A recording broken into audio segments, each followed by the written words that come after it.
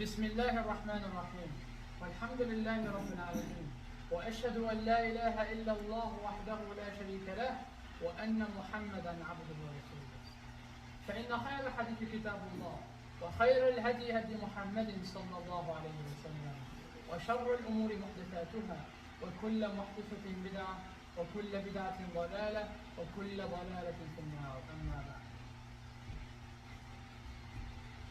لماذا الله لا يرزقني؟ إني عملت في هذه الوظيفة لسنين وسنين طويلة ولكني لا زلت على حالي. لا زلت لا أستطيع أن أدبر تكاليف المنزل بالطعام والشراب والآجار، تكاليف السيارة، تكاليف العائلة، رغم أني دعوت الله تعالى ليلا ونهارا لكي يرزقني فلم يزدني ربي دولار واحدا.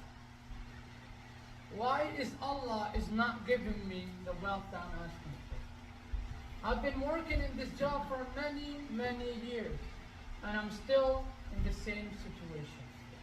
I'm still struggling to pay the rent. I'm still struggling to provide for my family. I'm still struggling to live a normal life. Even though I'm praying to Allah day and night to give me the wealth that can make me and my family comfortable, but Allah is not giving me an extra dollar.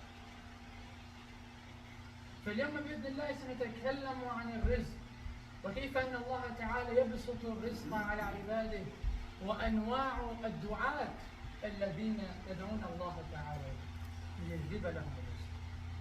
So today inshallah we're going to talk about how Allah spreads His blessings and wealth upon His slaves and the types of people who ask for Allah, who ask Allah for them. عن عمر بن الخطاب رضي الله عنه قال قال رسول الله صلى الله عليه وسلم لو أنكم تتوكلون على الله حق توكله لرزقكم كما يرزق الطير تغدو خماصا وتعود بطانا. In the authentic hadith, the Prophet Muhammad peace upon him said that if you Muslims truly rely on Allah the way that you should and the way that Allah deserves, then Allah would have provided the blessings for you just like He does for the birds. They go out in the morning, get their blessings, and go back to their nest. فهنا يقول صلى الله عليه وسلم أننا يجب علينا أن نتوكل على الله تعالى لكي يجلب الله تعالى الرزق. فما هذا التوكل؟ هل التوكل أن أقول إني توكلت عليك يا الله وأمضي في طريقي؟ أم أن هنالك شيء آخر يجب أن أفعله لكي أكسب هذا الرزق؟ So what is the relying on Allah? What did Prophet Muhammad peace upon him meant when he said rely on Allah the way that He deserves? Is it just saying, oh Allah, I rely on you and move on? Or is there something extra that we need to do to get the blessings that we want? التوكل على الله ليس فقط بالكلام بل هو أيضا في القلب. فعندما تقول إني توكلت عليك يا الله تعوذ بالله من الشيطان الرجيم وتقول بسم الله وتقبل على أي شيء يرزقك الله تعالى به، فهذا هو التوكل. التوكل هو أن ترضى بما قسم الله تعالى لك سواء كسبت 10 دولارات أو 100 دولار. So relying on Allah the way that He deserves is by accepting what Allah has given you.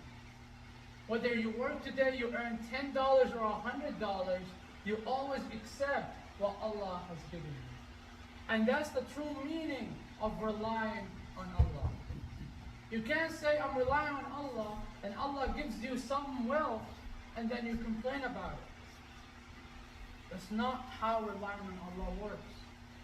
فيجب عليك إن توكلت على الله تعالى أن ترضى بما قسمه الله تعالى لك سواء كان قليلا أو كبيرا.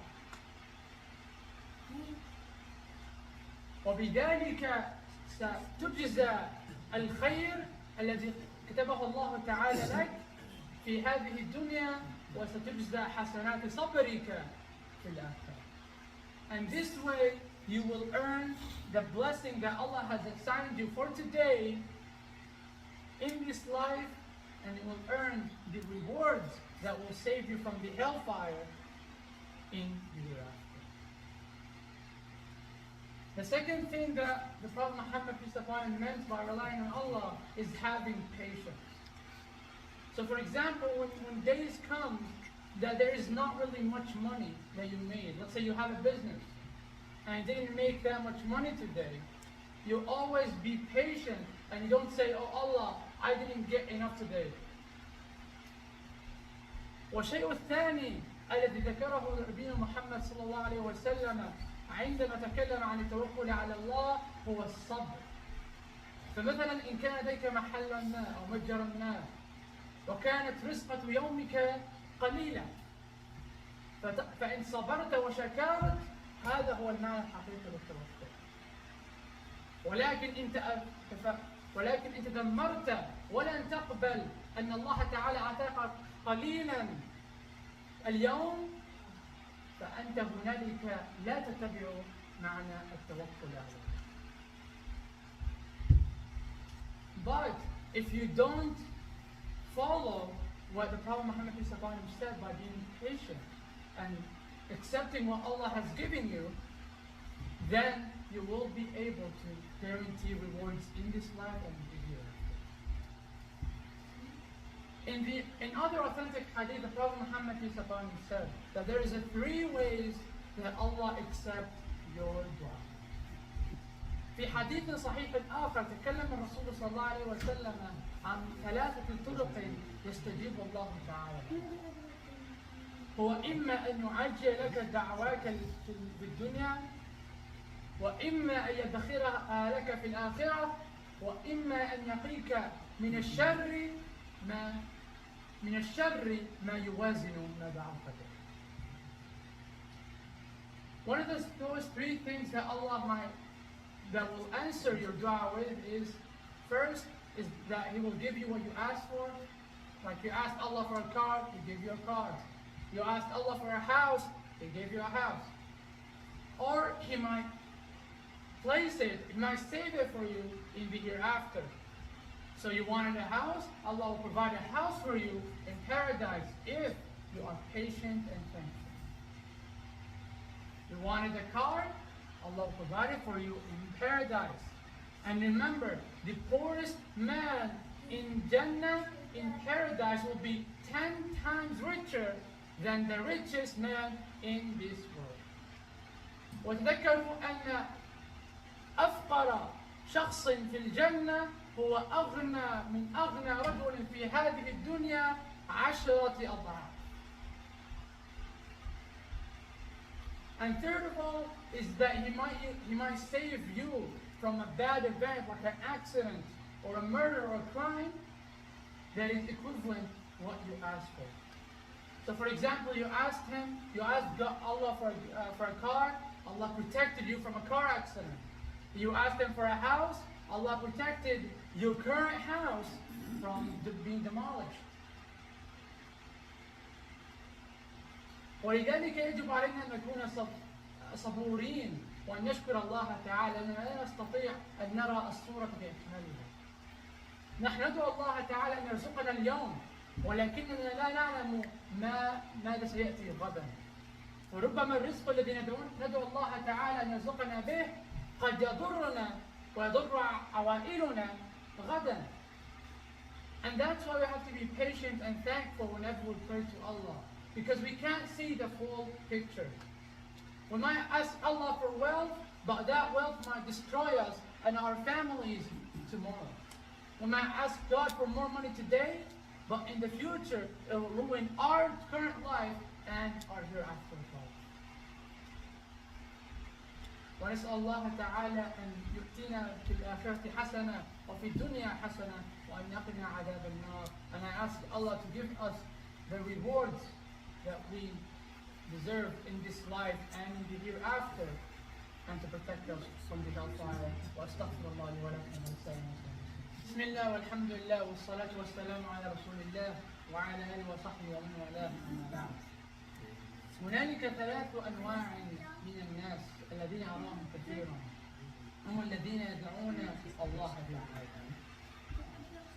There are three types of people who pray to Allah that I see very often, especially in Islamic nation. النوع الأول هو الداعي العام، هو الذي يدعو الله تعالى بأن يرزقه رزقا حلالا طيبا مباركا، وأن يسعى لهذا العمل، ويسعى أن يبحث عن عمل حلال يرضي الله تعالى به ويطعم به أبناءه وعائلته. The first type is the one who prays to Allah for wealth and actually work for it. He or she is the one who prays to Allah to give them the halal allowed money and blessed money that he can earn so he can please Allah and feed his family.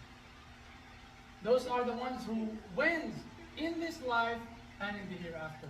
أولئك الذين يفوزون في هذه الدنيا وفي الآخرة. والنوع الثاني هو الداعي الكسول، وهو الداعي الذي يدعو الله تعالى أن يجلب له الرزق ولكن لا يعمل، لا يبحث عن الرزق.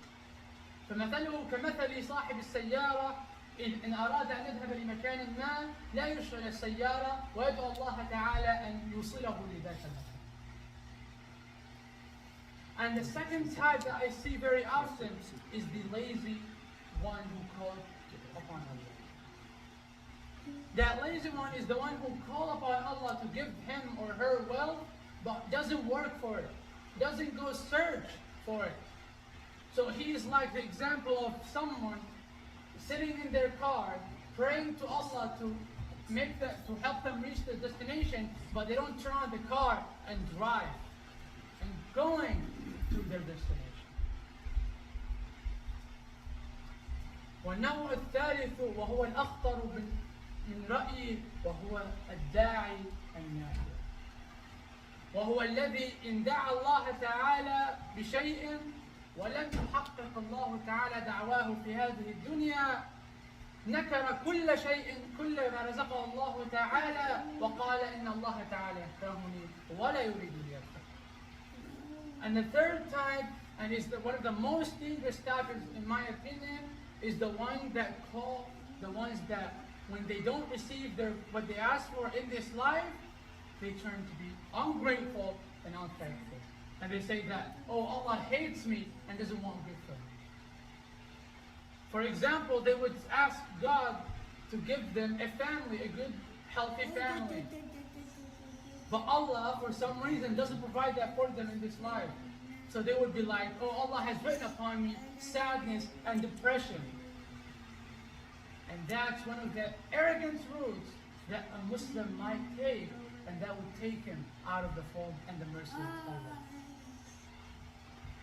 فربما يدعو الإنسان بأن يرزقه عائلة، فإن لم يرزقه الله تعالى العائلة في هذه الدنيا لسبب ما، فيقول إن قد كتب علي التعاسة، قد كتب علي الحزن والشقي.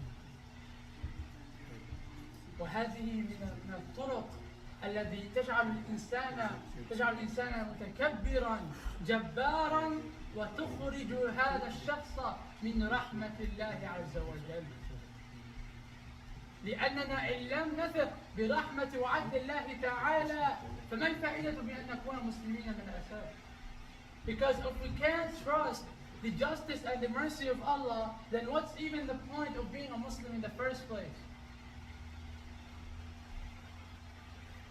So brothers, we have to be careful to not be from those types, and to be from the first type who would ask Allah for wealth, ask Allah for money. There's nothing wrong with that, but we work towards it, and whatever we get, we say Alhamdulillah, and we thank Allah for whatever we get. فاحذروا إخواني من أن نكون من هؤلاء الناس المتكبرين الذين يشكون برحمة الله عز وجل، وأن نكون من الدعاة الذين يعملون ليجلبون الرزق لأنفسهم ولعوائلهم، وأن يحمدوا الله تعالى على كل ما رزقهم. وأسأل الله تعالى أن يجعلنا ممن يقبلون كل ما أعطون، وأن يجعلنا ممن يتبعون القول فيتبعون أحسنه، وأن يؤتنا خير هذه الدنيا وخير الآخرة. And I ask Allah to make us from those who accept whatever Allah gives us, and to be thankful and grateful, and to be from those who are protected in the hereafter. اللهم اهدنا فيمن هديت، وعافنا فيمن عافيت، وتولنا اللهم فيمن توليت. اللهم اغفر لنا يا غفار، وارحمنا يا رحيم، واسترنا يا ستار. اللهم اعز الاسلام والمسلمين، اللهم اعز الاسلام والمسلمين، وانصرنا على القوم الظالمين. اللهم كن مع الفقراء من المسلمين، اللهم كن مع الفقراء من المسلمين، اللهم كن معهم واعنهم وارزقهم من حسنات يا ارحم الراحمين. واشف مرضانا ومرضى المسلمين، وارحم موتانا وموتى المسلمين، واحشرنا مع خير الانبياء والمرسلين. واخر دعوانا ان الحمد لله رب العالمين، وصل اللهم على نبينا محمد وعلى اله وصحبه اجمعين، واقم الصلاه.